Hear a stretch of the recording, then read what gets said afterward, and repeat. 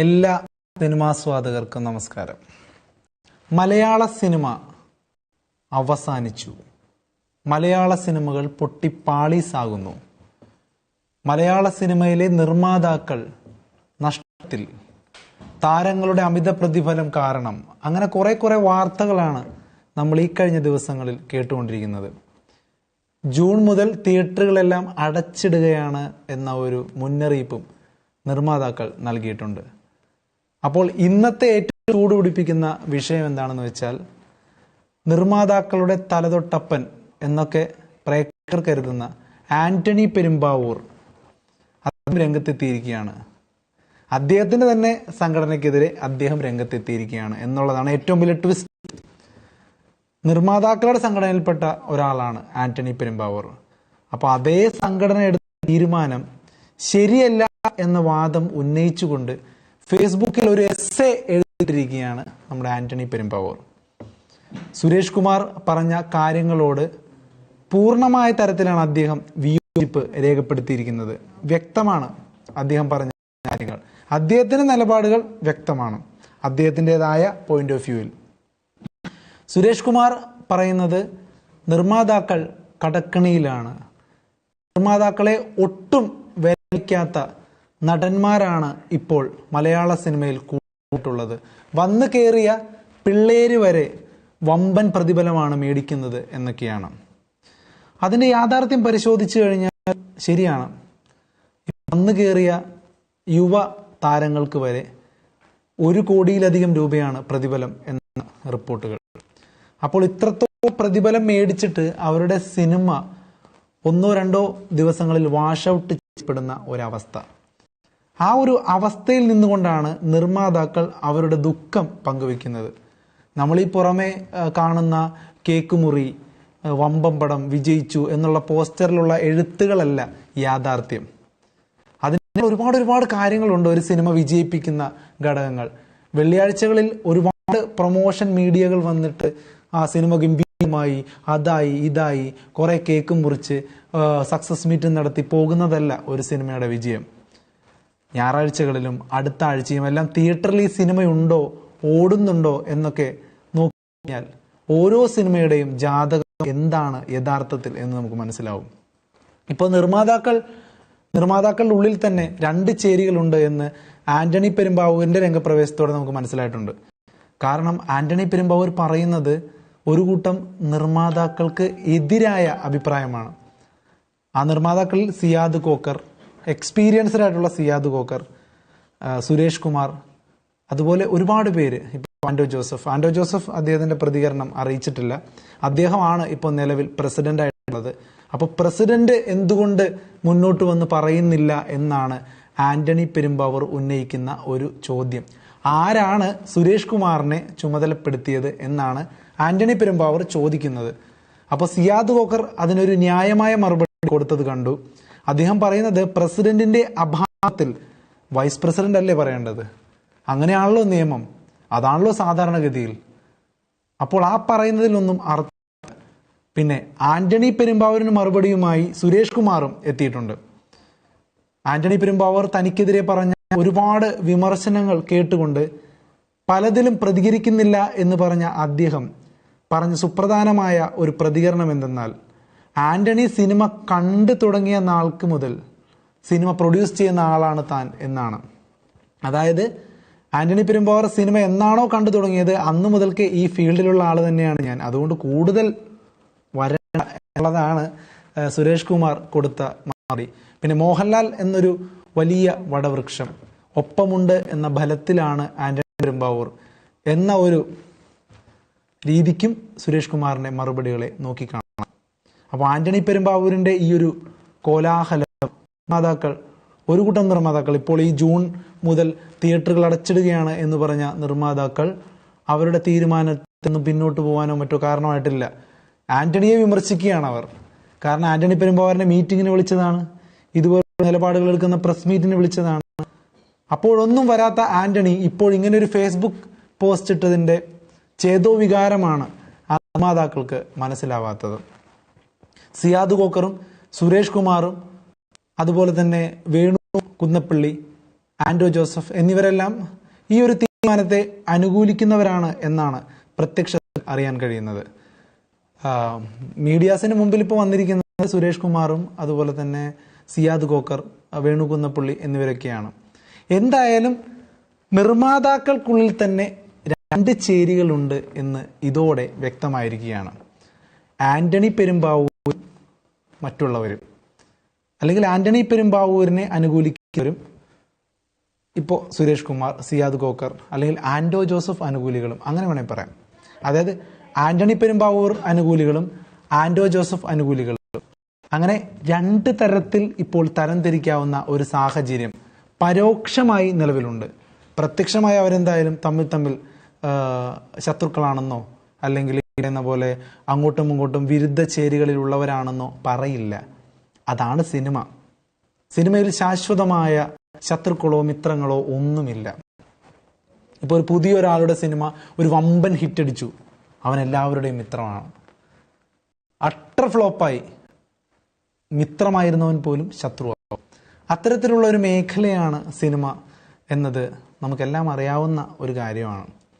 അതുകൊണ്ട് തന്നെ മലയാള സിനിമ സ്തംഭിച്ചാൽ ആരൊക്കെ അതിൽ വെള്ളം കുടിക്കും എന്നുള്ളത് ഇനി വരും നാളുകളിൽ നമുക്കറിയാം. പക്ഷെ മലയാള സിനിമയെ അങ്ങനെയൊന്നും തടഞ്ഞു വെക്കാൻ സാധിക്കില്ല എന്നാണ് പൊതുവായ അഭിപ്രായം. തിയേറ്ററുകളിൽ റിലീസ് ചെയ്യില്ല എന്നുള്ള കാര്യമൊക്കെ നിർമ്മാതാക്കൾ എല്ലാവരും കൂടി എടുത്ത തീരുമാനമല്ല എന്നൊക്കെയാണ് ആന്റണി പെരുമ്പാവൂരിന്റെ പോസ്റ്റിൽ നമുക്ക് കാണാൻ സാധിക്കുന്നത്. ആ പോസ്റ്റ് തന്നെയാണ് ഇപ്പോൾ സിനിമ സംബന്ധമായി എല്ലാ ചാനലുകളും ചർച്ച ചെയ്യുന്നത്. അതുകൊണ്ട് തന്നെ ആന്റണി പെരുമ്പാവൂരിനെ അനുകൂലിച്ചുകൊണ്ട് ഒരു കൂട്ടം ആളുകൾ ഇപ്പോൾ ഫേസ്ബുക്കിലായാലും സോഷ്യൽ മീഡിയയിൽ മറ്റു ഇടങ്ങളിലായാലും വരുന്നുണ്ട്. ഇതിപ്പോൾ മാറി മോഹൻലാൽ മമ്മൂട്ടി ഫാൻ ഫൈറ്റ് പോലെ ആയിട്ടുണ്ട് സാഹചര്യം. കാരണം ആന്റണി പെരുമ്പാവൂരിനെ അനുകൂലിക്കുന്ന ഭൂരിഭാഗം പേരും മോഹൻലാൽ ഫാൻസാണ്. ഈ മോഹൻലാൽ ഫാൻസിന് മറുപടി കൊടുക്കാനായി എത്തുന്നത് മമ്മൂട്ടി ഫാൻസാണ്. അപ്പോൾ ഇത്തരത്തിൽ വീണ്ടും ഒരു മമ്മൂട്ടി മോഹൻലാൽ ഫാൻ ഫൈറ്റിലേക്കും കാര്യങ്ങൾ നീങ്ങുന്നുണ്ട് എന്നുള്ളതാണ് ചില കമന്റ് ബോക്സുകൾ നോക്കിയാൽ നമുക്ക് മനസ്സിലാകുന്നത്. എന്തായാലും മോഹൻലാലിന്റെ പടങ്ങളും മമ്മൂട്ടിയുടെ പടങ്ങളും ഒക്കെ നിലം തൊടാതെ പൊട്ടിയ ഒരു വർഷം കൂടിയാണിത്. മോഹൻലാലിന്റെ നിർമ്മാണത്തിലും അതുപോലെ തന്നെ ആദ്യമായി മോഹൻലാൽ സംവിധാനം ചെയ്യുന്നു എന്ന വലിയ സവിശേഷതയിൽ പുറത്തിറങ്ങിയ ബറോസ് എത്ര നിലയിലാണ് പൊട്ടിയതെന്ന് മലയാള പ്രേക്ഷകർക്ക് എല്ലാവർക്കും അറിയാവുന്ന ഒരു കാര്യമാണ്. അപ്പോൾ അതിൻ്റെ ആ ഒരു വിഷമം മാറിയിട്ടില്ല. അപ്പോഴത്തേക്കുമാണ് ഇത്തരത്തിൽ പ്രസ്താവനകളുമായി നിർമ്മാതാക്കളും രംഗത്തെത്തിയത് എന്നുള്ളതും ചിലപ്പോൾ ആന്റണി പെരുമ്പാവൂരിനെ ചൊടിപ്പിച്ചേക്കാം. അതുമാത്രമല്ല, ബറോസിന്റെ ക്ഷീണം തീർക്കാൻ ലൈക്ക പ്രൊഡക്ഷൻസുമായി സംയോജിച്ചുകൊണ്ട് എമ്പുരാൻ എത്തുകയാണ്. മലയാള സിനിമയുടെ സർവകാല റെക്കോർഡടക്കം തകർക്കാൻ കെൽപ്പുള്ള എമ്പുരാൻ എന്ന് ആരാധകർ വാഴ്ത്തുന്ന എമ്പുരാൻ വരും മാസങ്ങളിൽ റിലീസിനൊരുങ്ങുകയാണ്. അപ്പം അത്തരമൊരു സാഹചര്യത്തിൽ ജനുവരിയിലെ കണക്കുകൾ മാത്രം വെച്ചുകൊണ്ട് എന്തുകൊണ്ടാണ് സുരേഷ് കുമാർ ഇത്രത്തോളം പരിചയസമ്പന്നനായ നിർമ്മാതാവ്, ഒരുപാട് കാര്യങ്ങൾ ആ ഒരു നിർമ്മാതാക്കളുടെ സംഘടനയ്ക്ക് വേണ്ടി അദ്ദേഹം തലപ്പത്തിരുന്നപ്പോഴൊക്കെ ചെയ്തിട്ടുള്ള ഒരു നിർമ്മാതാവ് ഇതുകൊണ്ട് ഇങ്ങനെ പറഞ്ഞു എന്നുള്ളതാണ് ആന്റണി പെരുമ്പാവൂർ ചോദിക്കുന്ന ചോദ്യം. ആ ചോദ്യത്തിന് വളരെ പുച്ഛത്തോടെ ആന്റണിയുടെ എല്ലാ വാക്കുകളെയും തള്ളിക്കളയുകയാണ് സുരേഷ് കുമാർ ചെയ്യുന്നത്.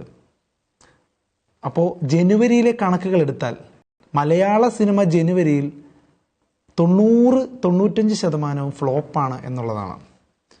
ആകെ 1-2 സിനിമകളാണ് പ്രേക്ഷക പ്രീതി നേടിയത്.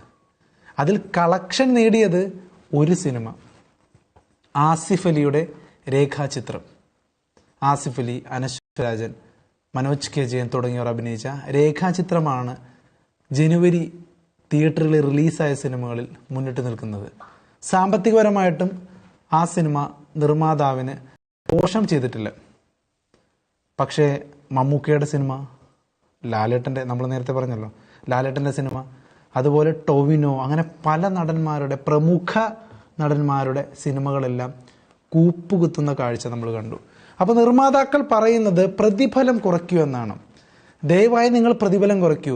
നിങ്ങളുടെ സ്റ്റാർഡം കണ്ടുകൊണ്ടോ നിങ്ങളുടെ ലുക്ക് കണ്ടുകൊണ്ടോ അല്ലാണ്ട് നിങ്ങളുടെ പേര് കണ്ടുകൊണ്ടോ മാത്രമല്ല ജനങ്ങൾ തിയേറ്ററിൽ ടിക്കറ്റ് എടുക്കുന്നത്. കണ്ടന്റ്, സ്ക്രിപ്റ്റ്, ഇതെല്ലാം കാരണമാണ് ഒരു സിനിമ ജയിക്കുന്നതെന്ന് എപ്പോഴാണ് നിങ്ങൾ മനസ്സിലാക്കുന്നത് എന്നുള്ളൊരു ചോദ്യവും നിർമ്മാതാക്കളുടെ ആ ഒരു ആർജവത്തിന്റെ പിന്നിലില്ലേ എന്ന് സംശയിക്കേണ്ടിയിരിക്കുന്നു. കാരണം സർവോപരി ഒരു സിനിമയെ വിജയിപ്പിക്കുന്നത് ഒരു താരത്തിന്റെ മൂല്യം മാത്രമല്ല. അത് ചിലപ്പോൾ ഒരു ആദ്യത്തെ ദിവസങ്ങളിലെ ഒരു തള്ളിക്കയറ്റത്തിനോ ഒരു കർഷനോ കാരണമായേക്കാം. പക്ഷെ ഒരു നിർമ്മാതാവിന് ലാഭമുണ്ടാക്കി കൊടുക്കണമെങ്കിൽ ആ താരത്തിന് അനുയോജ്യമായ തിരക്കഥ, സംവിധാനം, ഇതെല്ലാം കൂടി ചേരണം. നല്ല കണ്ടന്റുകൾക്കാണ് ഇന്ന് നല്ല നല്ല വിജയങ്ങൾ സമ്മാനിക്കാൻ സാധിക്കുന്നത്. അതൊരു യാഥാർത്ഥ്യമാണ്. അതുകൊണ്ട് തന്നെ ഒരു വലിയ പ്രതിഫലം കൂട്ടുകൾ മനസ്സിലാക്കുക. നല്ലൊരു കണ്ടന്റാണ് നിങ്ങൾ അഭിനയിച്ചതിൻ്റെ പേരിൽ നിങ്ങൾക്ക് ഈ ഒരു താരം ഉണ്ടാക്കി തന്നത്. അങ്ങനെ ഒരു നല്ല കണ്ടന്റിലല്ല നിങ്ങളുടെ അടുത്ത സിനിമ എങ്കിൽ നിങ്ങൾ എത്ര പ്രതിഫലം കൂട്ടിയാലും ആ നിർമ്മാതാവിന് അതൊരു നഷ്ടം തന്നെയായിരിക്കും. കാരണം തിയേറ്ററുകളിൽ പ്രേക്ഷകരെത്തുന്നത് മമ്മൂക്കയെ കാണാനും മോഹൻലാലിനെ കാണാനുമാണെങ്കിൽ ഈ മമ്മൂക്കയുടെയും മോഹൻലാലിൻ്റെയും അല്ലെങ്കിൽ ടൊവിനോയുടെയും സിനിമകൾ എല്ലാം ഹിറ്റാവില്ലേ? എല്ലാം ഹിറ്റാവില്ലേ? അവരെ അഭിനയിക്കുന്ന സിനിമകൾ, അതിപ്പോൾ എന്ത് കണ്ടന്റ് ആയാലും മമ്മൂക്കയും മോഹൻലാലിനെയും ഒക്കെ കണ്ടാൽ മതി എന്നാണെങ്കിൽ ആ സിനിമകളെല്ലാം ഹിറ്റാവില്ലേ? പക്ഷെ അതല്ല. നല്ല തിരക്കഥ, അതിനൊത്ത സംവിധാനം, അതിനൊത്ത ആക്ടേഴ്സും പശ്ചാത്തലങ്ങളും, അങ്ങനെ എല്ലാം കൂടി ചേരുമ്പോഴാണ് ഒരു സിനിമ ഹിറ്റടിക്കുന്നത്. ഇപ്പോൾ മലയാള സിനിമയിലെ പ്രമുഖനായുള്ള ഒരു നിർമ്മാതാവ് പറഞ്ഞ പോലെ സിനിമ സംഭവിക്കുന്നതാണ്. ഓക്കെ, അത് ചുമ്മാ നമ്മളിങ്ങനെ ഉണ്ടാക്കുന്ന ഒരു പരിപാടിയല്ല, അതങ്ങ് സംഭവിക്കുന്നതാണ്. നല്ലൊരു കഥയും അതിനടുത്ത പരിസരവും ആക്ടേഴ്സും എല്ലാം കൂടിച്ചേരുമ്പോഴാണ് ഒരു നല്ല സിനിമ ഉണ്ടാകുന്നത്. അപ്പോൾ എല്ലാവരുടെയും പരസ്പര സഹകരണം, ആ സിനിമ ഇൻഡസ്ട്രി നിലനിൽക്കാൻ, ആ നിർമ്മാതാക്കൾ ഒരു വർഗം തന്നെ നിലനിൽക്കാൻ, ഇപ്പോൾ നടന്മാർ തന്നെ നിർമ്മാതാക്കളാകുന്ന കാലഘട്ടമാണ്. കാരണം അവരുടെ താരമൂല്യത്തെ അവർ തന്നെ പ്രയോജനപ്പെടുത്തുന്നു. ഇപ്പോൾ ലാലേട്ടനൊക്കെ ചെയ്യുന്ന പോലെ, മമ്മൂക്കയൊക്കെ ചെയ്യുന്ന പോലെ. അതുകൊണ്ട് എല്ലാവർക്കും നിർമ്മാതാക്കളാവാം, അതിലൊന്നും തടസ്സമൊന്നുമില്ല. നടന്മാരെ സിനിമ നിർമ്മിക്കാൻ പാടില്ല എന്നൊക്കെ പറയുന്നത് വെറും ബോഷാണ്. അതൊന്നും നടപടിയാവുന്ന കാര്യങ്ങളല്ല. അങ്ങനെ നടന്മാര് നിർമ്മാതാക്കളായതിന്റെ അനന്തരഫലമാണ് ഈ ആശീർവാദ് സിനിമാസും അതുപോലെ തന്നെ മമ്മൂട്ടി കമ്പനിയൊക്കെ. ഇവരെല്ലാം നിർമ്മാതാക്കളല്ലോ. ഇപ്പോൾ ലാലേട്ടനാണെങ്കിലും മമ്മൂക്കയാണെങ്കിലൊക്കെ നിർമ്മാതാക്കളായ സിനിമയിൽ വന്ന ആൾക്കാരാണോ? അല്ല, നടന്മാരായി വന്നവരാണ്. അവർക്ക് സമ്പത്തുണ്ടാവുന്നു, അതിനുശേഷം അവർക്ക് സിനിമ പ്രൊഡ്യൂസ് ചെയ്യാൻ തോന്നുന്നു. അങ്ങനെ സമ്പത്തുള്ള ആർക്കും ഈ ഇന്ത്യ മഹാരാജ്യത്ത് സിനിമ പ്രൊഡ്യൂസ് ചെയ്യാം. പിന്നെ എത്ര സിനിമ പ്രൊഡ്യൂസ് ചെയ്യണം എന്നുള്ളതൊക്കെ ഓരോരുത്തരുടെ അനുഭവം, താല്പര്യം പോലെ ഇരിക്കും. അതുകൊണ്ട് സിനിമ നടന്മാർ നിർമ്മാതാക്കളാവാൻ പാടില്ല എന്നൊക്കെ പറഞ്ഞത് അത് ശുദ്ധ മണ്ടത്തരമാണ്. അതൊന്നും ഒരിക്കലും സുരേഷ് കുമാർ പറഞ്ഞതിൽ യോജിക്കാനാവില്ല. പക്ഷെ താരങ്ങളുടെ പ്രതിഫലത്തെക്കുറിച്ച് പറഞ്ഞതിൽ ന്യായമുണ്ട്. കാരണം മലയാളം പോലൊരു ഇൻഡസ്ട്രി അല്പമെങ്കിലും സർവൈവ് ചെയ്യണമെങ്കിൽ എല്ലാവരും പരസ്പരം സഹകരിക്കണം. ഇപ്പോൾ ഒരു താരം നിർമ്മിക്കുന്ന സിനിമയിൽ അദ്ദേഹത്തിൻ്റെ പ്രതിഫലം അദ്ദേഹം ആ ഒരു റേഞ്ചിലൊന്നും ആയിരിക്കില്ല. അതുകൂടി പ്രൊഡക്ഷൻ കോസ്റ്റ് ആയിട്ടൊക്കെ വിടാൻ സാധിക്കും. പക്ഷേ ഒരു നിർമ്മാതാവിലേക്ക് വരുമ്പോൾ ആ താരങ്ങൾ എത്ര പ്രതിഫലമാണോ മേടിക്കുന്നത്, ഇപ്പോൾ ഒരു നല്ലൊരു വമ്പൻ ബ്ലോക്ക് ബസ്റ്റർ അടിച്ച് നിൽക്കുന്ന ഒരു നടനാണെങ്കിൽ ഒരു ഫീൽ ഗുഡ് സിനിമ വന്നാൽ പോലും ആ ഒരു ബ്ലോക്ക് ബസ്റ്റർ അടിച്ചതിൻ്റെ ആഫ്റ്റർ എഫക്റ്റിൽ അവർ നിശ്ചയിച്ചിട്ടുള്ള ഉയർത്തിയിട്ടുള്ള ഒരു തുകയായിരിക്കും പേയ്മെൻ്റ് ആയിട്ട് പറയാൻ പോകുന്നത്. അത് ചിലപ്പോൾ ആ ഒരു ഫീൽ ഗുഡ് സിനിമയ്ക്ക് 3, 4, 5 കോടി രൂപയ്ക്ക് തീർക്കാൻ പറ്റുന്ന ആ ഒരു ഫീൽ ഗുഡ് സിനിമയ്ക്ക് അതിനെ സംബന്ധിച്ചിടത്തോളം നഷ്ടമായിരിക്കും. ആ ഒരു പ്രതിഫലം കൂടി ആ ഒരു ബഡ്ജറ്റിലേക്ക് ചേർക്കുമ്പോൾ ചിലപ്പോൾ അതിന് 10 കോടി വരെ പോവാം. അങ്ങനെയുള്ള ഉദാഹരണങ്ങൾ ഒരുപാടുണ്ട്. അപ്പോൾ ആ സിനിമ, ആ ഒരു ഫീൽ ഗുഡ് സിനിമ തിയേറ്ററിൽ ഒരു വൻ കളക്ഷൻ സൃഷ്ടിച്ചില്ലെങ്കിൽ ആ നിർമ്മാതാവ് കടക്കണിയിലായി. അങ്ങനെ കടം മേടിച്ചൊക്കെ നിർമ്മാണം ചെയ്യുന്ന ആൾക്കാർ കടക്കണിയിലാവും. അല്ലാതെയുള്ള രീതിയിൽ നിർമ്മാണം ചെയ്യുന്ന ആൾക്കാരൊക്കെ കടക്കണിയിലാവും എന്നുള്ള വാക്കുകളൊന്നും ഞാൻ ഉപയോഗിക്കുന്നില്ല. പക്ഷേ ആ നിർമ്മാതാവിന് നഷ്ടം സംഭവിക്കും, അയാളുടെ പൈസ വെള്ളത്തിലാവും. അങ്ങനെ ഒരുപാട് സിനിമകൾ ഇപ്പോൾ സമീപകാലത്ത് തന്നെ നമുക്ക് മുന്നിലുണ്ട്. ഇപ്പോൾ ഓ മേരി ലൈല എന്നൊരു പടം, ഈ സിനിമയുടെ നിർമ്മാണം അദ്ദേഹത്തിൽ പറഞ്ഞതിനേക്കാൾ കൂടുതലായിരുന്നു അവസാന ഘട്ടമായപ്പോൾ. ഏകദേശം ഒരു 10 കോടി അടുക്കെ ആ സിനിമയ്ക്ക് ചെലവ് വന്നു എന്നാണ് അറിയാൻ കഴിഞ്ഞ വിവരം. അത് ഔദ്യോഗികമായ കണക്ക് പറയാൻ ഞാൻ ആളല്ല. പക്ഷെ ഒരു 3, 4, 5 കോടിക്ക് തീർക്കേണ്ട ഒരു പടം ഒരു 10 കോടി അടുക്കെ ചിലവായി എന്നാണ് അറിയാൻ കഴിയുന്നത്. പക്ഷെ ആ സിനിമ തിയേറ്ററിൽ ഒരു പരാജയമായിരുന്നു. ആന്റണി വർഗീസ് എന്നൊരു വലിയ താരത്തെ കണ്ടുകൊണ്ടല്ല പ്രേക്ഷകർ തിയേറ്ററിലേക്ക് വരുന്നത്. ആ താരത്തെ പ്രയോജനപ്പെടുത്തുന്ന സിനിമകൾ കാണാൻ വേണ്ടിയാണ്. അല്ലാതെ ആ താരത്തെ കാണാനല്ല. താരത്തെ കാണാൻ വല്ല ഫോട്ടോയോ വീഡിയോ ഒക്കെ ഉണ്ടപ്പോരെ. എന്തിനാണ് ഒരു 2-2.5 മണിക്കൂർ തിയേറ്ററിൽ നിന്ന് ടിക്കറ്റ് എടുത്ത് സിനിമ കാണുന്നത്? അപ്പോൾ അത്രയും സമയം ഒരു പ്രേക്ഷകൻ കാണുന്നത് വെറുതെ ഒരു താരത്തെ, ആ താരത്തിൻ്റെ മുഖത്തെ ഒന്നും കാണാനല്ല, അവരുടെ നല്ല സിനിമകൾ കാണാനാണ്, അവരുടെ നല്ല പെർഫോമൻസുകൾ കാണാനാണ്, അവരുടെ കൊടുത്ത കാശ് മുതലാകാൻ വേണ്ടിയാണ്. അപ്പം ഇത്തരത്തിലുള്ള ഘടകങ്ങളൊന്നും പാലിക്കാതെ വന്നാൽ ഉറപ്പായും ഏത് വമ്പൻ താരത്തിൻ്റെ പടങ്ങളും വീഴും. ഇപ്പോൾ പ്രഭാസിൻ്റെ കാര്യമൊക്കെ അറിയാലോ. ബാഹുബലിക്ക് ശേഷം എന്താണ് പ്രഭാസിന് സംഭവിച്ചത്? വേറെ ഒന്നുമില്ല.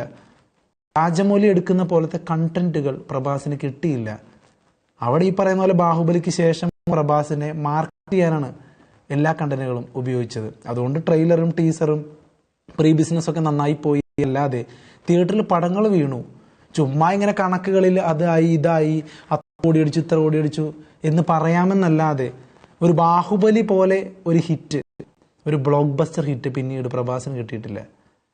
അപ്പോൾ അതുപോലെ തന്നെയാണ് മലയാള സിനിമയിൽ ഇപ്പോൾ ചില കണക്കുകൾ കേൾക്കുമ്പോൾ നമുക്ക് തന്നെ ചിരി വരും. ഇത്ര കോടി അത്ര കോടി എന്നൊക്കെ പറയുന്നത് ശരിക്കും പ്രൊഡ്യൂസറിന് അത്ര കിട്ടുന്നുണ്ടോ? ഇപ്പൊ തന്നെ ആന്റണി പെരുമ്പാവൂരിന്റെ പോസ്റ്റിൽ പറയുന്നുണ്ട്, എല്ലാ ബിസിനസ്സും കൂടി കൂട്ടിച്ചേർത്താണ് 50 കോടി 100 കോടി എന്നാണ് പറയുന്നതെന്ന്. നിങ്ങളും പറയാറില്ലേ എന്നാണ് നിർമ്മാതാക്കളുടെ സംഘടനയെ ചൂണ്ടിക്കാണിച്ചുകൊണ്ട് ആന്റണി പെരുമ്പാവൂർ ചോദിക്കുന്നത്. അപ്പോൾ തന്നെ മനസ്സിലായി, തിയേറ്റർ കളക്ഷന്റെ ബേസിൽ കിട്ടുന്നതല്ല. എല്ലാ ബിസിനസ്സും, TV റൈറ്റ്സ്, സാറ്റലൈറ്റ് റൈറ്റ്, അങ്ങനെ എല്ലാ റൈറ്റുകളും എല്ലാ ബിസിനസ്സുകളും ഉൾക്കൊള്ളിച്ചുകൊണ്ടുള്ള ഒരു റേറ്റാണ് ഈ പറയുന്ന 50 കോടി. ഇനി വരാനിരിക്കുന്നതും വന്നതും എല്ലാം ചേർത്തുകൊണ്ടുള്ള. അതല്ലാതെ തിയേറ്ററിൽ കളക്ഷൻ 50 കോടി എന്നൊക്കെ തള്ളിമറിച്ചാൽ അതൊന്നും യാഥാർത്ഥ്യമല്ല എന്ന് ഇനിയെങ്കിലും മനസ്സിലാക്കുക. അപ്പോൾ മലയാള സിനിമ പ്രതിസന്ധിയിലാണെങ്കിൽ ആ പ്രതിസന്ധി തരണം ചെയ്യുവാൻ നടന്മാരും നിർമ്മാതാക്കളും സംവിധായകരും എഴുത്തുകാരും എല്ലാവരും ഒപ്പം നിൽക്കണം.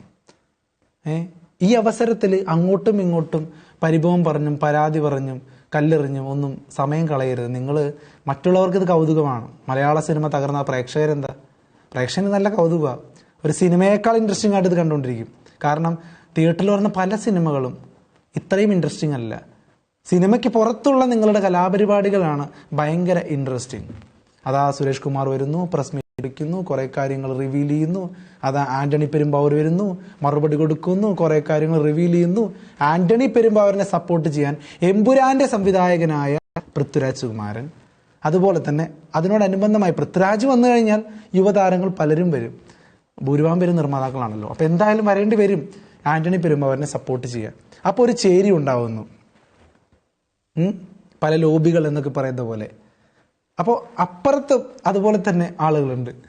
പക്ഷെ ഇതൊന്നും നമുക്ക് പ്രത്യക്ഷത്തിൽ അറിയാൻ സാധിക്കും. പരോക്ഷമായി ഇത് ഗ്യാങ് പോലെയാണ് ഇപ്പോൾ പ്രവർത്തിക്കുന്നത് എന്നാണ് തോന്നുന്നത്.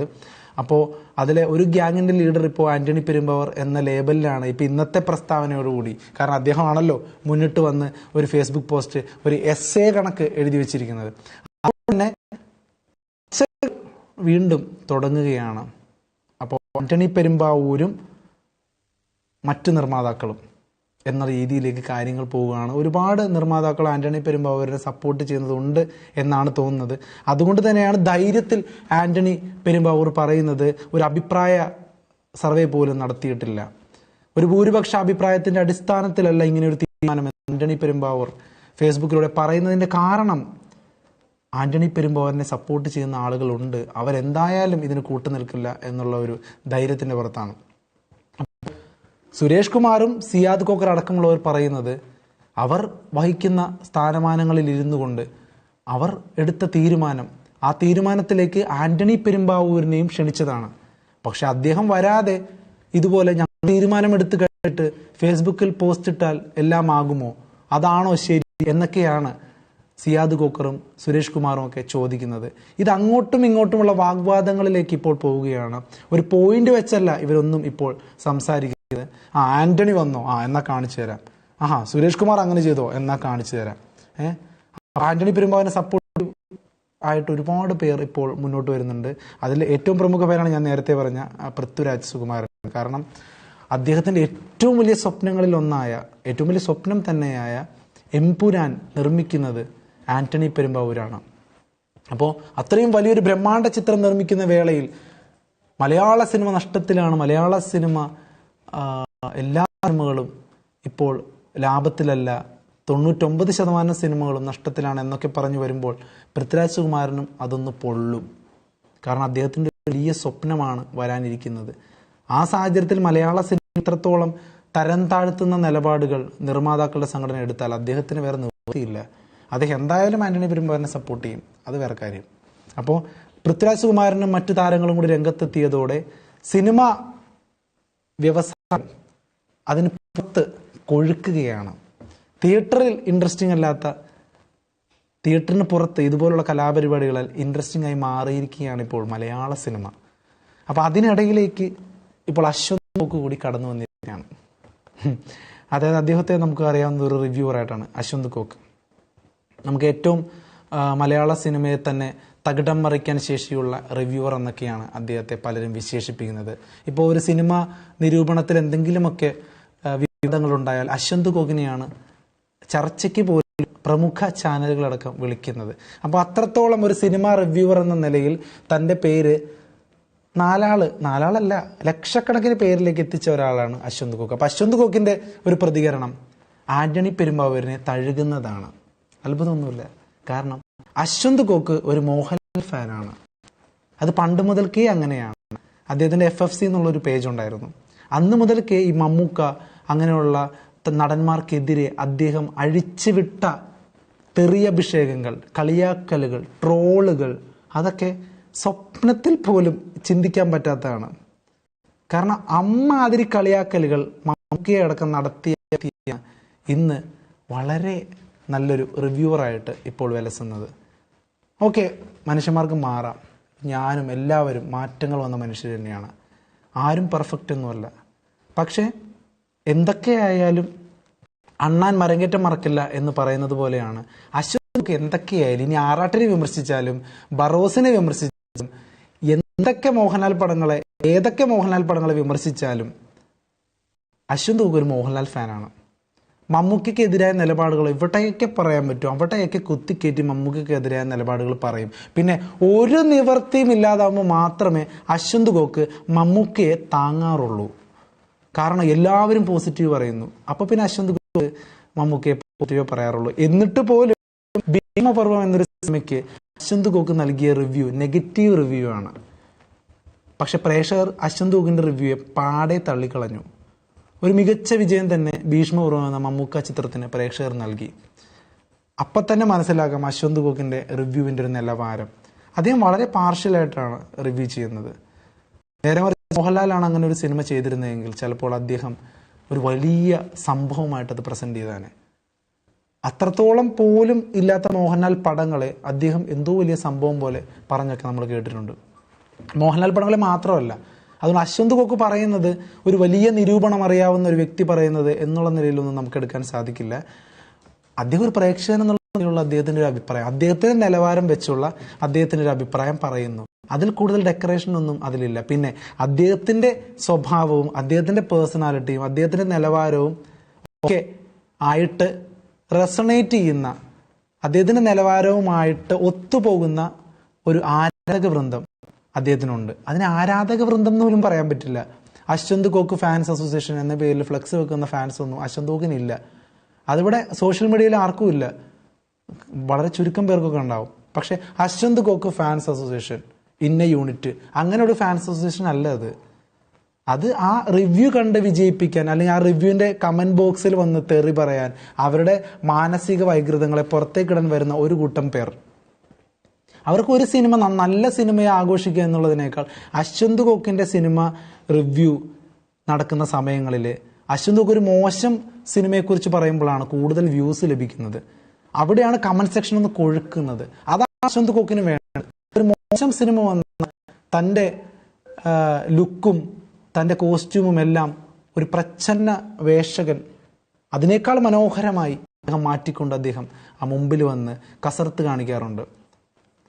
ഈ മോഹൻലാൽ സിനിമകളടക്കം മലൈക്കോട്ടെ വാലിബിനെ അടക്കം അദ്ദേഹം വിമർശിച്ചത് അതൊക്കെ ഉള്ളതാണ്.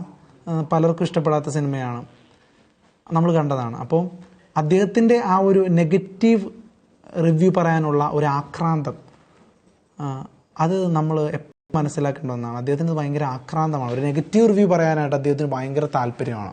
അത് നമ്മൾ കണ്ടിട്ടുള്ളതാണ്. സോ അശ്വന്ത് ഗോക്ക്, പക്ഷേ ഞാൻ പറഞ്ഞില്ലേ, അശ്വന്ത് ഗോക്ക് മലയാള സിനിമയുടെ ഒരു പ്രമുഖ റിവ്യൂവറായിട്ട് തന്നെയാണ് അറിയപ്പെടുന്നത്. അപ്പം ഞാൻ പറഞ്ഞു വന്നതിലേക്ക് വരാം, കാര്യങ്ങൾ കുറേ ഇങ്ങനെ കൈവിട്ടുപോയി. അശ്വന്ത് ഗോക്കിൻ്റെ ഒരു പ്രതികരണം ഈ ഒരു വിഷയത്തിൽ വന്നിട്ടുണ്ട്. ആസ് യൂഷ്വൽ എക്സ്പെക്ട് ചെയ്ത പോലെ തന്നെ ആന്റണി പെരുമ്പാവൂരിനെയും മോഹൻലാലിനെയും എല്ലാം താങ്ങിക്കൊണ്ടുള്ള ഒരു റെസ്പോൺസാണ് അശ്വന്ത് ഗോക്ക് പറയുന്നത്. ഈ സുരേഷ് കുമാർ എന്നുള്ള നിർമ്മാതാവിനെ അമ്മാവൻ എന്നുള്ള ലെവലിലേക്കാണ് അദ്ദേഹം കണ്ട് വിലയിരുത്തുന്നത്. അതുപോലെ തന്നെ അമ്മാവന്മാരുടെ ചൊറിച്ചിൽ എന്ന രീതിയിലാണ് അദ്ദേഹം ഈ ഒരു കാര്യങ്ങളെയൊക്കെ കാണുന്നത്. ഇപ്പോൾ താരങ്ങൾ പ്രതിഫലം ഉയർത്തുന്നതിനൊന്നും അദ്ദേഹം ഒരു കുറ്റവും പറയുന്നില്ല. ശരിയാണ്, അദ്ദേഹം പറഞ്ഞ കാര്യങ്ങളിൽ ഇപ്പോൾ ആർക്ക് വേണമെങ്കിലും നിർമ്മിക്കാം, അതെല്ലാം വസ്തുതാപരമായ കാര്യങ്ങളാണ്. ആർക്ക് വേണമെങ്കിലും നിർമ്മിക്കാം, സമ്പത്തുണ്ടായാൽ മതി. പിന്നെ സംഘടനയിലേക്ക് മെമ്പർഷിപ്പ് വേണമെങ്കിൽ ആ രീതിക്കും നമുക്ക് ഫോളോ അപ്പ് ചെയ്യാം. പക്ഷേ പണമുള്ളവന് നിർമ്മിക്കാം. പക്ഷേ നടന്മാർ അവരെന്ത് കിട്ടാണ് ഈ പ്രതിഫലം കുത്തനെ കൊടുക്കുന്നത് എന്ന് മനസ്സിലാക്കണം. നല്ല സിനിമകളാണ് അവർക്ക് നല്ല പ്രതിഫലത്തെ കൊടുക്കുന്നത്. ഒരു നല്ല സിനിമയിൽ അഭിനയിച്ചു, നല്ലൊരു കളക്ഷൻ നേടി, അതിൻ്റെ പിൻബലത്തിലാണ് ഒരു നടനോ സംവിധായകനോ പ്രതിഫലം ഉയർത്താൻ പറ്റുന്നത്. അതേ നായകന്മാരുടെ, അതേ സംവിധായകരുടെ സിനിമകൾ പൊട്ടിപ്പാളീസായാൽ അതും അവർ റെസ്പോൺസിബിൾ ആണ്. അതിൻ്റെ റെസ്പോൺസിബിലിറ്റിയും ഏറ്റെടുക്കാനുള്ള തൻ്റെ ഇടം, ഫൈനാൻഷ്യലി ഏറ്റെടുക്കാനുള്ള തൻ്റെ ഇടവും ഈ നടന്മാരും സംവിധായകരും കാണിച്ചാൽ മതി. ഇപ്പോൾ നല്ലൊരു ബ്ലോക്ക് ബസ്റ്റർ ഉണ്ടാക്കിയൊരു നടൻ അടുത്ത സിനിമ അട്ടർ ഫ്ലോപ്പായി, മറ്റൊരു നിർമ്മാതാവാണ്, അദ്ദേഹത്തിൻ്റെ പ്രതിഫലത്തിൽ എന്തെങ്കിലും വിട്ടുവീഴ്ചയ്ക്ക് തയ്യാറാവാം. അങ്ങനെ ആവുന്നവരുണ്ട് മലയാള സിനിമയിൽ. അപ്പോൾ അത്തരത്തിൽ നിർമ്മാതാവിൻ്റെ പക്ഷത്ത് നിന്നുകൊണ്ടുള്ള ഒരു ആലോചന നടന്മാരും നടത്തേണ്ടതുണ്ട്. അതിലൊരു സംശയവുമില്ല. കാരണം ഇപ്പോൾ വളർന്നു വരുന്ന നസ്ലനായാലും മാത്യു തോമസ് ആയാലും അങ്ങനെയുള്ള ഒരുപാട് നടന്മാർ ഇപ്പോൾ വലിയ വലിയ പ്രതിഫലം മേടിക്കുന്നുണ്ട്. അവരുടെ എല്ലാ സിനിമകളും പ്രേമലു പോലെയോ അല്ലെങ്കിൽ തണ്ണീർമത്തൻ ദിനങ്ങൾ പോലെയോ ഒന്നുമല്ല. കളക്ഷൻ ഒരുപാട് വ്യത്യാസങ്ങളുണ്ട്. പക്ഷെ അപ്പോഴും അവരുടെ പ്രതിഫലം സ്ഥായി ഭാവത്തിൽ നിൽക്കുകയും പടങ്ങളുടെ ആ ഒരു കളക്ഷൻ കുത്തനെ കുറയുകയും ചെയ്യുന്നൊരവസ്ഥ ഭയങ്കര ദാരുണമാണ്. ഒന്നില്ലെങ്കിൽ ഒരു പ്രൊഡ്യൂസർ എന്നുള്ള നിലയിൽ സിനിമകളെ സമീപിക്കുക, പടം വിജയിച്ചാൽ ഇത്ര ഷെയർ എന്നുള്ള രീതിക്ക് കാര്യങ്ങളെ നീക്കുക, പ്രതിഫലം മേടിക്കാതെ പടം വിജയിച്ചാൽ ഇത്ര ഷെയർ, കണ്ടന്റ് നോക്കി സിനിമകൾ ചെയ്യുക. നിർമ്മാതാക്കളും അങ്ങനെ തന്നെ, അവരുടെ അല്ലേ പൈസ. അപ്പോൾ അവരും കണ്ടന്റ് വളരെ സൂക്ഷ്മമായി നിരീക്ഷിച്ച് ഫുൾ സ്ക്രിപ്റ്റെങ്കിലും വായിച്ചു നോക്കി സിനിമ എടുക്കൂ എന്നാണ് നിർമ്മാതാക്കളും പറയാനുള്ളത്. ഭൂരിഭാഗം നിർമ്മാതാക്കളും സ്ക്രിപ്റ്റ് പോലും നോക്കാതെ വൺലൈനൊക്കെ കേട്ട് ഇപ്പോഴും സിനിമ ഓടിക്കുന്നുണ്ട്. എന്തിനാണെന്ന് ഒരു പിടുത്തവും ഇല്ല. ആ ഒരൊറ്റ ലൈനിൽ നിങ്ങൾക്ക് എന്താ മനസ്സിലാവുന്നത്? തിയേറ്ററിൽ ഓരോരോ സീനും വളരെ ഇമ്പോർട്ടൻസ് ഉണ്ട്. ആ സമയത്താണ് ഒരു ഒറ്റ ലൈനിൽ സിനിമ ഓക്കെ പറയുന്നത്. ഫുൾ സ്ക്രിപ്റ്റ് മുഴുവനായി വായിച്ച് ഒരു സിനിമയെ എങ്ങനെയാകും, ഈ കഥ അല്ലെങ്കിൽ ഈ ഒരു തിരക്കഥ എങ്ങനെ സിനിമയാകും എന്നത് മനസ്സിൽ ആലോചിച്ച് വേണം ഓരോ സിനിമയും എടുക്കാൻ. ഒരു ഫുൾ സ്ക്രിപ്റ്റിന് ഓക്കെ പറയുന്ന നിർമ്മാതാക്കളും ഇനി മലയാള സിനിമയിൽ ആവശ്യമാണ്. അല്ലെങ്കിൽ അശ്വന്ത് ഗോക്കുമാരും എല്ലാവരും ഇങ്ങനെ ആഘോഷിക്കും മലയാള സിനിമയുടെ തകർച്ചയും മറ്റുമൊക്കെ. ഇല്ല, എന്തായാലും വളരെ പോസിറ്റീവായിട്ടുള്ള രീതിക്കാണ് ഈ ഒരു വിഷയത്തിൽ പറഞ്ഞിരിക്കുന്നത്. കാരണം മലയാള സിനിമ അങ്ങനെയൊന്നും തകരാൻ പോകുന്നില്ല. കാരണം ഒരുപാട് റിസ്ക് മലയാള സിനിമ ഇപ്പോൾ എടുക്കുന്നുണ്ട്. ഇപ്പോൾ എമ്പുരാൻ മാത്രമല്ല, എമ്പുരാൻ ഇങ്ങനെ നമ്മളിങ്ങനെ എപ്പോഴും ഇങ്ങനെ പൊക്കി പറഞ്ഞ് എമ്പുരാൻ മാത്രമല്ല റിസ്ക് എടുക്കുന്നത്. ഇപ്പോൾ ഉണ്ണി മുകുന്ദൻ്റെ മാർക്കോ ഒരു വലിയ റിസ്ക്കാണ്. ആ പടം അത് ഹിറ്റായില്ലായിരുന്നെങ്കിൽ ഉറപ്പായിട്ടും ആ നിർമ്മാതാവിന് ഒരു വലിയ തിരിച്ചടി ഉണ്ടായേനെ. പക്ഷേ ഹൈ ക്വാളിറ്റി ഫിലിമായിട്ടാണ് മാർക്കോ എടുത്തിരിക്കുന്നത്. അതുപോലെ പല സിനിമകളും ഇപ്പോൾ 2018 ആണെങ്കിലും അങ്ങനെ ഒരുപാട് സിനിമകളിൽ വലിയ റിസ്കുകൾ എടുക്കുന്നുണ്ട്. അപ്പോൾ മലയാള സിനിമയും ഇതുപോലെ KGF ലെവലിലേക്കൊക്കെ വരുന്നു. പിന്നെ കന്നഡ KGF കാരണം ഭയങ്കര സംഭവം അങ്ങനെയൊന്നുമില്ല. KGF അല്ലാതെ ഒരുപാട് സിനിമകൾ കന്നഡയിൽ ഇറങ്ങുന്നുണ്ട്. കാന്താര KGF മാത്രമല്ല, ഒരുപാട് പൊട്ടപ്പടങ്ങൾ ഇറങ്ങുന്നുണ്ട്, ഒരുപാട് കളക്ഷൻ ഇല്ലാത്ത പടങ്ങൾ ഇറങ്ങുന്നുണ്ട്. വലിയ കോടി ബഡ്ജറ്റിലൊക്കെ സൃഷ്ടിച്ചിട്ട് ഒട്ടും നിർമ്മാതാവിന് ലാഭം കൊടുക്കാത്ത സിനിമകൾ ഇറങ്ങുന്നുണ്ട്. 1-2 സിനിമകൾ ബ്ലോക്ക് ബസ്റ്ററായി KGF പോലായി എന്ന് പറഞ്ഞിട്ട് ഏതൊരു ഇൻഡസ്ട്രിയും നന്നാവാൻ പോകുന്നില്ല. അങ്ങനെ വെച്ച് നോക്കിയാൽ മലയാള സിനിമ അത്രത്തോളം മോശമൊന്നും ആയിട്ടില്ല. ഇപ്പോഴും ജനുവരി മാത്രമേ ഒരു മോശമായിട്ടുള്ളൂ, ഇപ്പോൾ ഫെബ്രുവരി ആയിട്ടുള്ളൂ. ഇപ്പോൾ ഒരുപാട് സിനിമ, നാളെ തന്നെ ഒരു 3 സിനിമ റിലീസാവുന്നുണ്ട്. പൈങ്കിളി, അതുപോലെ തന്നെ ബ്രോമാൻസ്, അതുപോലെ തന്നെ ദാവീദ്, ഇങ്ങനെ 3 സിനിമകളുണ്ട്. ഈ 3 സിനിമകളും ഹിറ്റായി കഴിഞ്ഞാൽ മലയാള സിനിമ വിൽ ബി ബാക്ക്, അതിലൊരു സംശയവും വേണ്ട. അപ്പോൾ നല്ല കണ്ടന്റുകൾ കൊടുക്കുന്ന ഒരു ഇൻഡസ്ട്രി തന്നെയാണ് മലയാളം. അപ്പോൾ നിർമ്മാതാക്കളും നടന്മാരും എല്ലാവരും ഒരുമിച്ച് പോകണം. എന്നുള്ളതാണ് എനിക്ക് പറയാനുള്ളത്. എല്ലാവരുടെ ഭാഗത്തും ശരികളുമുണ്ട് തെറ്റുകളുമുണ്ട്. ഇപ്പോൾ നിർമ്മാതാക്കൾ ഇപ്പോൾ പറയുമ്പോൾ അവരുടെ ഭാഗത്തുനിന്ന് തെറ്റുകൾ സംഭവിക്കുന്നുണ്ട്, പല വാക്കുകളിലും തെറ്റുകളുണ്ട്. ഇപ്പോൾ നടന്മാർ പ്രൊഡ്യൂസ് ചെയ്യാൻ പാടില്ല അങ്ങനെയൊക്കെ പറയുന്നത് വെറും ബാലിശമാണ്. അപ്പോൾ അതിന് മറുപടി കൊടുക്കുന്നവരുടെ ഭാഗത്തു നിന്നും മിസ്റ്റേക്ക് വരുന്നുണ്ട്. അവർക്ക് അവരുടേത് ബാധിക്കും എന്നുള്ള നിലയിൽ വരുമ്പോൾ മറുപടികളായിട്ടാണ് എനിക്ക് പേഴ്സണലി അത് തോന്നുന്നത്. എൻ്റെ പഠനം വരാനിരിക്കണം, അല്ലെങ്കിൽ എൻ്റെ എമ്പുരാൻ അതിനൊക്കെ ബാധിക്കും, അല്ലെങ്കിൽ അത്തരത്തിലൊരു സേഫ് സോണിൽ കിടന്ന് കളിക്കുന്ന ആൾക്കാരാണ് ഈ പറയുന്ന ആന്റണി പെരുമ്പാവൂർ അങ്ങനെയുള്ളവരൊക്കെ. അവർക്ക് പോലും ഈ പറയുന്ന മറ്റു താരങ്ങളെ വെച്ചോ മറ്റോ ഒക്കെ ഒരു സിനിമ എടുത്ത് റിസ്ക് എടുക്കാൻ സാധിക്കുമോ? ഇപ്പോൾ ലാലേട്ടനല്ലാതെ ഏതെങ്കിലും ഒരു നടനെ വെച്ച് ഒരു 2-3 സിനിമ ചെയ്യാനോ മറ്റോ ആന്റണി പെരുമ്പാവൂരിൻ്റെ ആശീർവാദ് സിനിമാസ് തയ്യാറാവുമോ? അപ്പോൾ ആ റിസ്ക് പോലും ഏറ്റെടുക്കാൻ മാനസികാവസ്ഥ ഇല്ലാത്ത ആളുകൾ ഉറപ്പായിട്ടും റിസ്ക് ഏറ്റെടുത്ത് സിനിമ ചെയ്യുന്ന ആളുകളെ വെറുതെ പോയിട്ട് മാസ് മറുപടികൾ എന്ന വ്യാജേനെ മണ്ടത്തരങ്ങൾ വിളിച്ചു പറഞ്ഞ് കളിയാക്കരുത്. കാരണം അങ്ങനെ കളിയാക്കിയാൽ സ്വയം മുകളിലേക്ക് കാർക്കിച്ചു തുപ്പുന്ന അവസ്ഥയാവും. കാരണം അത് വീഴുന്നത് നമ്മുടെ മുഖത്തേക്ക് തന്നെയായിരിക്കും. അതുകൊണ്ട് ആന്റണി പെരുമ്പാവൂർ മറ്റൊരു നടനെ വെച്ച്, ഇപ്പോൾ യുവതാരങ്ങളെ വെച്ച്, മോഹൻലാൽ അല്ലാതെ, പ്രണവ് മോഹൻലാൽ അല്ലാതെ മറ്റു നടന്മാരെ വെച്ച്, നടിമാരെ വെച്ച് ഒരു സിനിമ പ്രൊഡ്യൂസ് ചെയ്യാൻ കഴിയാത്തിടത്തോളം കാലം, തയ്യാറാവാത്തിടത്തോളം കാലം ഇപ്പോൾ ഈ പറയുന്ന നിർമ്മാതാക്കൾ, സുരേഷ് കുമാർ ആയാലും സിയാദ് കോക്കർ ആയാലും, മലയാള സിനിമ തകർച്ചയിലാണ്, യുവതാരങ്ങളടക്കം വലിയ പ്രതിഫലം മേടിച്ച് നിർമ്മാതാക്കളെ നഷ്ടത്തിലാക്കുന്നു എന്ന് പറയുന്ന ആ ആരോപണത്തിന് പ്രതികരണം പറയാൻ പോലും യോഗ്യനല്ല എന്നുള്ളതാണ് എൻ്റെ അഭിപ്രായം. കാരണം അങ്ങനെയാണെങ്കിൽ, യോഗ്യനാണെങ്കിൽ കുറച്ച് സിനിമകൾ നിർമ്മിക്കൂ, പുതുമുഖ സംവിധായകരെ കൊണ്ട്, പുതുമുഖ നടന്മാരെ വെച്ച്, മോഹൻലാൽ സാർ ഇല്ലാതെ കുറച്ച് സിനിമകൾ നിർമ്മിക്കൂ, എന്നിട്ട് ഹിറ്റാക്കൂ. ഇപ്പോൾ സംവിധാനം ചെയ്യുന്ന പൃഥ്വിരാജ് സുകുമാരൻ, സ്ക്രിപ്റ്റ് ചെയ്യുന്ന മുരളി ഗോപി, അഭിനയിക്കുന്നത് മോഹൻലാൽ, മഞ്ജു വാര്യർ, ടൊവിനോ തോമസ്, ഇങ്ങനൊരു ബ്രാൻഡഡ് ആയിട്ടുള്ള ഒരു സംഭവത്തിന് ഒരു വലിയ റിസ്ക് ഉണ്ടെന്നൊക്കെ പറയുന്നതൊക്കെ വെറുതെയാണ്. അതിനേക്കാളും വലിയ റിസ്ക് മലയാള സിനിമയിൽ സംഭവിക്കുന്നുണ്ട്. അപ്പോൾ അതൊക്കെ ആദ്യം അഡ്രസ്സ് ചെയ്യുക, അത്തരത്തിലുള്ള സിനിമകളെ പ്രോത്സാഹിപ്പിക്കുക. എന്തായാലും എമ്പുരാനൊക്കെ എന്തായാലും സംഭവിക്കും. അപ്പോൾ പൃഥ്വിരാജും മോഹൻലാലും ഒക്കെ ഒന്നിച്ചാൽ പ്രൊഡ്യൂസ് ചെയ്യാനൊക്കെ എത്രയോ പേരുണ്ട് ഇവിടെ. 100 കോടി പ്രൊഡ്യൂസ് ചെയ്യാൻ ആളുണ്ടാവും. അതിന് ലൈക്ക വരും, ഹോംബാലെ വരും, അതൊന്നും വലിയ അത്ഭുതമൊന്നുമില്ല. പക്ഷേ ഇവിടെ അല്ലാതെയും ഒരുപാട് റിസ്ക് എടുക്കുന്ന ചെറിയ ചെറിയ സിനിമകളിലാണെങ്കിലും പരീക്ഷണങ്ങൾ നടത്തി വിജയിക്കുന്ന ഒരുപാട് പേരുണ്ട്. അപ്പോൾ അത്തരത്തിലുള്ളവരെ കൂടി ഈ ഒരു പ്രമുഖർ എന്നുള്ള പട്ടികയിലേക്ക് ഉൾപ്പെടുത്തി അവരുടെയും കൂടി നിലപാടുകൾ ഇക്കാര്യത്തിൽ ഒന്ന് അറിയുക. അല്ലാതെ അങ്ങോട്ടും ഇങ്ങോട്ടും കരിവാരി തേക്കുന്ന പോലെ ഇപ്പോൾ വിനാൻ പ്രതികരിക്കുന്നു,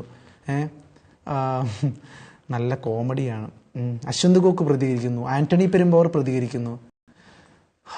കൊള്ളാം. എന്തായാലും ഈ വിഷയത്തിൽ എൻ്റെ നിലപാട്, മലയാള സിനിമ എന്തായാലും നശിച്ചിട്ടില്ല, നശിക്കാനും പോകുന്നില്ല. പക്ഷേ നമ്മൾ നിർമ്മാതാക്കളുടെ വിഷമം മനസ്സിലാക്കണം. ഒരു നിർമ്മാതാവിൻ്റെ ദുഃഖം മനസ്സിലാക്കാൻ ഓരോ നടനും തയ്യാറാവണം. ഈ പറയുന്ന സോക്കോൾഡ് നിർമ്മാതാക്കളല്ല, സോക്കോൾഡ് സേഫ് സോണിൽ കളിക്കുന്ന നിർമ്മാതാക്കളുടെ കാര്യമല്ല ഞാൻ പറയുന്നത്. അത്രത്തോളം സിനിമയെ പാഷനേറ്റ് ആയിട്ട് കണ്ടുകൊണ്ട് നല്ല സിനിമകൾ ചെയ്യണം എന്ന് വിചാരിച്ചു വരുന്ന നിർമ്മാതാക്കളെ മനസ്സിലാക്കി സിനിമ ചെയ്യുന്ന നടന്മാർ ഉണ്ടാവണം. അങ്ങനെയുള്ള നടന്മാരുണ്ടെങ്കിൽ ഇപ്പോൾ തന്നെ ഈ ചർച്ചയൊക്കെ വളരെ ഹെൽത്തി ആയിട്ട് പരിഹരിക്കാവുന്നതാണ്. ഈ കാര്യങ്ങളെല്ലാം പരിഹരിക്കാം. ജൂൺ മുതൽ അതൊരു ആഹ്വാനം പോലെ പറഞ്ഞാണ്, ഒരു സൂചന പോലെ. അപ്പോൾ ആ സൂചന കണ്ടുകൊണ്ട് അങ്ങോട്ടും ഇങ്ങോട്ടും നെഗോസിയേഷനൊക്കെ നടത്തി ഇത് പരിഹരിക്കാവുന്നതാണ്, അങ്ങോട്ടും ഇങ്ങോട്ടും കരിവാരി തേക്കാതെ.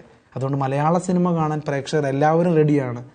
നല്ല നല്ല സിനിമകൾ ഉണ്ടാവട്ടെ, നല്ല നല്ല കഥകളുണ്ടാവട്ടെ, നല്ല നല്ല തിരക്കഥകൾ വരട്ടെ, അത് നല്ല നല്ല സംവിധാനങ്ങളായി മാറട്ടെ, നല്ല നടന്മാർ അങ്ങനെ ഉണ്ടാവട്ടെ.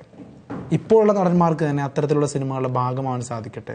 മലയാള സിനിമ തളിർത്ത് പൂക്കട്ടെ എന്ന് പ്രത്യാശിച്ചുകൊണ്ട് നിർത്തുന്നു.